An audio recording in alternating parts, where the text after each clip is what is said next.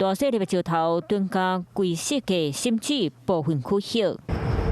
将近100多管的空，这是高雄美浓吉乡里的农田，叫违法偷挖了后变家呢。高雄市府严格查办当地，禁止无心业者破坏国土，也毋过有因造业者有口难言。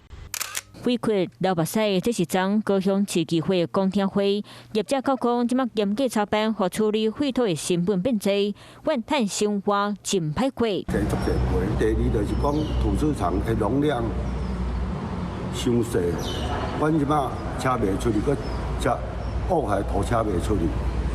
所以这就影响阮的成本，甲阮工班。原来高雄市府管控针对废土敢有重金属污染，严格检验，处理费方面嘛对咧变济。照过去费咧每立方公尺干那几十块，我即马增加到1000多块，甚至业者该将废土送到小港区南省暂时坑咧，毋过爱先付450块的费用予港务公司，成本直直咧贴关，未来办后兴建的费用恐减卖对咧变济。